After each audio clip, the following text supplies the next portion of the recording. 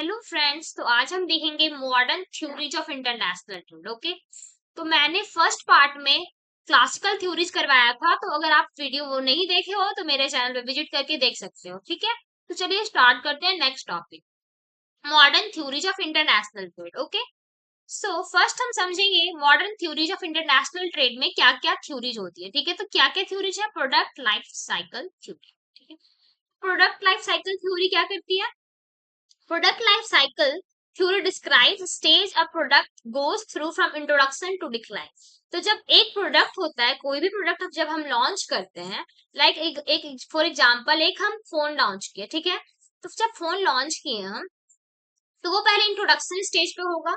जब हम इंट्रोड्यूस करेंगे कोई प्रोडक्ट को, तो वो क्या होता है? Introduction stage. ठीक है, when we launch a product then it is known as introduction stage. Okay, तो इसका क्या क्या स्टेज है? Introduction stage, growth stage, maturity stage and decline stage. तो वन बाय वन हम समझेंगे क्या होता है। ठीक है, तो product life cycle refers to stage a product goes through from introduction to the market, growth, then maturity and eventually decline.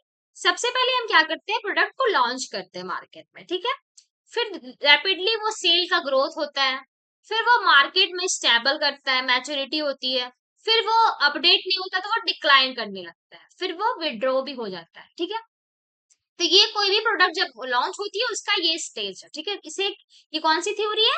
Theories of international trade, modern theories. ठीक है, it describes the product life span, मतलब यही बताती है कि product का कितना time तक वो मार्केट में रहेगी। Highlighting change in sales, sales क्या है, प्रॉफिटेबिलिटी कितनी हुई है, ये हमें कौन बताती है?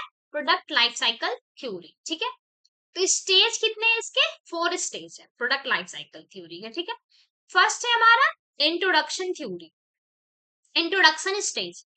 इंट्रोडक्शन स्टेज में क्या होता है? सबसे पहले प्रोडक्ट लॉन्च होता है। इंट्रोडक्शन स्टेज में आप देखना कि आपका जो सेल्स है वो कम होगा, क्योंकि आप लॉन्च किए हो प्रोडक्ट को, तो धीरे धीरे टाइम लगता है सेल्स इंक्रीज करने में। तो क्या होता है? आपका जो सेल्स है वो लो रहेगा।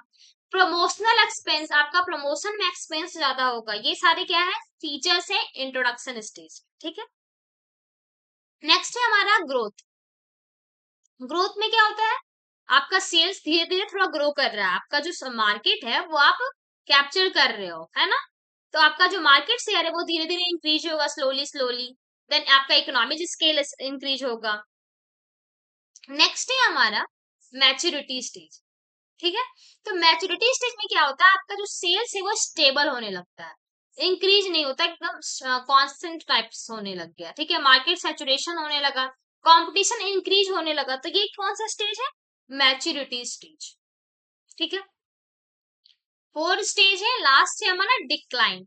लास्ट में क्या होता है? डिक्रीजिंग होता है सेल्स, क्योंकि अपडेट नहीं हुआ। अगर आप एक ओप्पो फोन आया, ठीक है, तो ये ओप्पो फोन में ट्रिपल कैमरा है, ठीक है, तो अभी 4 कैमरा आ गया।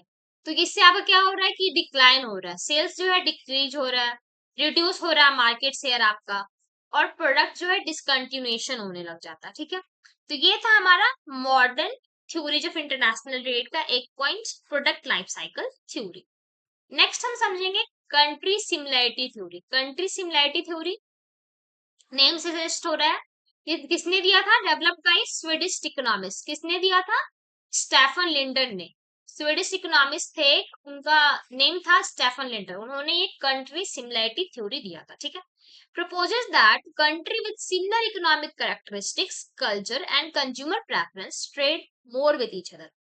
इसमें ये थ्योरी में ये बोलती है कि जिनका कंट्री का सिमिलर इकोनॉमिक कैरेक्टरिस्टिक्स है, जिस कंट्री का कल्चर वैल्यू सेम है, जिस कंट्री का कंज्यूमर प्रेफरेंस सेम है, वो एक दूसरे से ज्यादा ट्रेड करते हैं और अच्छे से ट्रेड करते हैं। ये कंट्री सिमिलरिटी थ्योरी हमें बताती है। जिनका कल्चरल वैल्यू सेम है, जिनकी इकोनॉमिक कैरेक्टरिस्टिक सेम है, जिनका प्रेफरेंस सेम है, वो क्या करते हैं? ट्रेड ज्यादा करते हैं। फॉर एग्जाम्पल से हम समझते हैं ट्रेड बिटवीन डेवलप्ड कंट्री। जैसे दो developed country, US and European union. ठीक है, ये दोनों कंट्री ज्यादा ट्रेड कर रही है, डेवलप्ड कंट्री है, क्योंकि दोनों का जो वाइब्स है, मीन्स अब हम लोग बोलते हैं ना वाइब्स मैच होता है, वैसे इकोनॉमिक कैरेक्टरिस्टिक्स सेम है, हमारा कल्चरल वैल्यूज सेम है, तो दोनों डेवलप्ड कंट्री, तो दोनों ज्यादा ट्रेड कर रही है। ठीक है, रीजनल ट्रेड एग्रीमेंट्स में भी ऐसा होता है।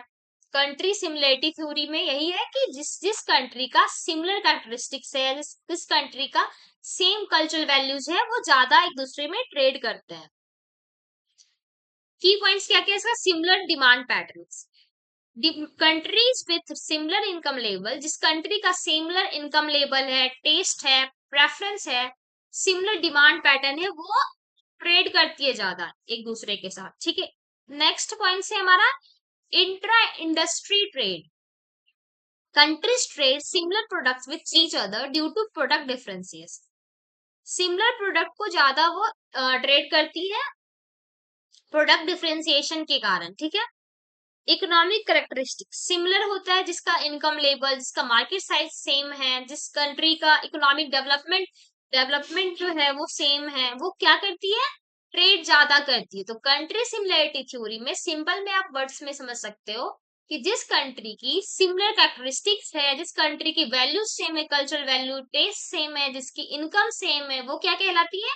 Country similarity theory, and it is given by Staffan Linder. Okay, if you have any doubt comment down below, एंड आपको किस पे वीडियो चाहिए वो मुझे कमेंट कर देना, मैं जरूर उस पे वीडियो बनाऊंगी। ठीक है, नेक्स्ट में हम समझेंगे नेक्स्ट थ्योरी है हमारा ग्लोबल स्ट्रेटेजिक राइवलरी थ्योरी। ठीक है, ग्लोबल स्ट्रेटेजिक राइवलरी थ्योरी क्या बताती है हमें? एनालाइजिंग कंपटीशन, कंपटीशन कैसे एनालाइज करना है हमारा, जो हमारा राइवलरी का मतलब क्या होता है? कंपटीशन।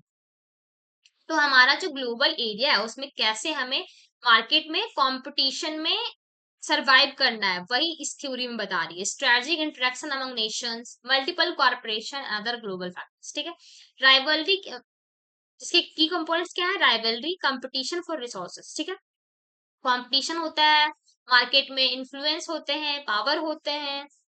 स्ट्रेटेजिक इंटरेक्शन क्या होता है? इंटरडिपेंडेंट डिसीजन मेकिंग, जब आप ग्लोबल फैक्टर्स देखते हो तो एक दूसरे का डिसीजन मेकिंग पे इंटरडिपेंडेंट होता है। ये कंट्री जो है, country one and country two दोनों का इंटरडिपेंडेंट है, वो कंट्री, इनका जो डिसीजन होगा वही डिसीजन इनका होगा, क्योंकि ये दोनों इंटरडिपेंडेंट है। नेक्स्ट है हमारा power dynamics, distribution of power, इसमें आप क्या करते हो? डिस्ट्रीब्यूशन करते हो पावर का अमंग फैक्टर्स। ठीक है, ये था हमारा ग्लोबल स्ट्रेटेजिक राइवलरी थ्योरी। ठीक है, नेक्स्ट हम समझेंगे porter national competitive advantage theory. ये थ्योरी बहुत ही इंपॉर्टेंट है, ये सारे एग्जाम्स में आते हैं। अगर आप जैसे नेट का प्रिपरेशन कर रहे हो, या फिर आप ग्रेजुएशन में हो, मास्टर्स में हो, एमबीए कर रहे हो, या फिर बीबीए कर रहे हो, सभी के लिए ये बहुत इंपॉर्टेंट थ्योरी है। ठीक है, तो चलिए स्टार्ट करते हैं। Michael Porter theory of competitive advantage describe how a firm can achieve superior performance. ये जो थ्योरी है ये हमें क्या बताती है कि एक फर्म हम कैसे सुपीरियर परफॉर्मेंस अचीव कर सकती है। How to achieve superior performance through a cost leadership. Cost leadership means कम कॉस्ट में आप कैसे सुपीरियर परफॉर्मेंस कर सकते हो। और डिफरेंशिएशन स्ट्रेटजी, आपका डिफरेंस स्ट्रेटजी होगा और आपका जो कॉस्ट है वो कम होगा, तो आप कैसे अचीव कर सकते हो परफॉर्मेंस को। ठीक है, firm can achieve a cost advantage by producing comparable products at a lower cost. आप कंपेयर करते हो तो आपका जो कॉस्ट एडवांटेज वो मिलता है, और आपका जो कॉस्ट है वो लोअर होता है। ठीक है, वाला differentiation advantage gain by, differentiation कैसे एडवांटेज मिलता है आपको? जब आप ऑफर करते हो यूनिक प्रोडक्ट्स, आप प्रोडक्ट्स यूनिक ऑफर कर रहे हो तो कस्टमर्स को सर्विसेज ऑफर कर रहे हो, तो आपका जो एडवांटेज है, डिफरेंशिएशन एडवांटेज, वो मिलता है। ठीक है, तो ये पिक्चर में आप देख रहे हो कॉस्ट लीडरशिप है, डिफरेंशिएशन है, कॉस्ट फोकस कर रहे हो आप, डिफरेंशिएशन फोकस कर रहे हो। ये है हमारा नेशनल कॉम्पिटिटिव एडवांटेज का डायग्राम। ठीक है, क्या क्या कॉन्सेप्ट है इसमें? की कॉन्सेप्ट है कॉस्ट लीडरशिप।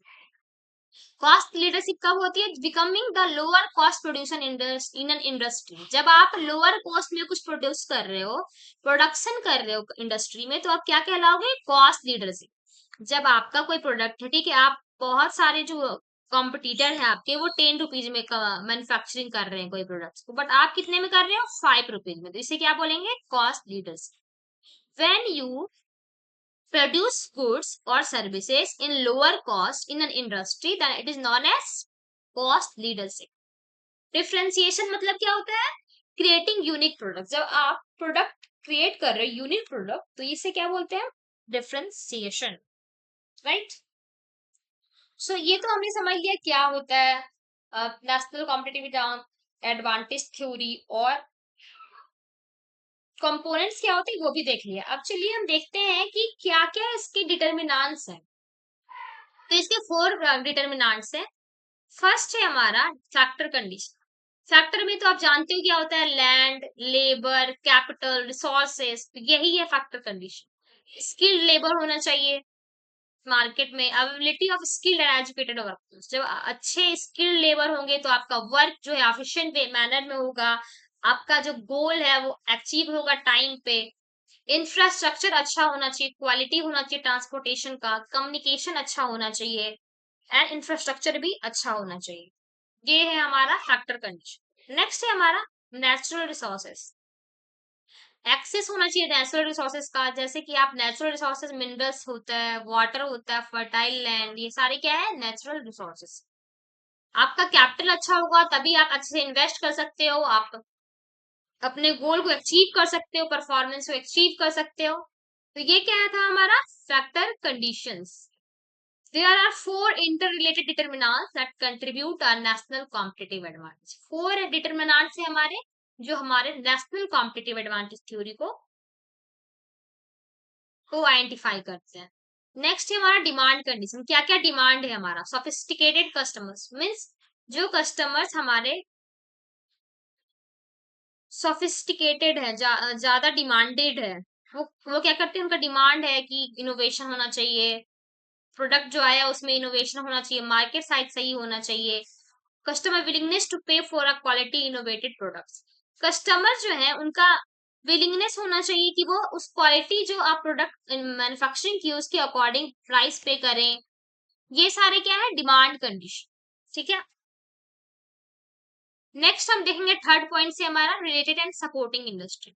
तो 4 पॉइंट्स क्या क्या थे हमारे? फर्स्ट था हमारा फैक्टर कंडीशन, सेकेंड था हमारा डिमांड कंडीशन, एंड थर्ड है हमारा related and supporting industries. Related and supporting industries होनी चाहिए, सप्लाई इंडस्ट्री, रिलेटेड सेक्टर होना चाहिए, जिससे कि आपका जो भी आप मैन्युफैक्चरिंग कर रहे हो, जो आप गोल है आपका, वो अचीव कर सको एफिशिएंट मैनर में। तो ये क्या था? Supply industry, presence of competitive and innovative supplier. Related sector होना चाहिए that collaborate and share knowledge, जिससे आप शेयर कर सकते हो नॉलेज, कोलैबोरेट कर सकते हो। ठीक है।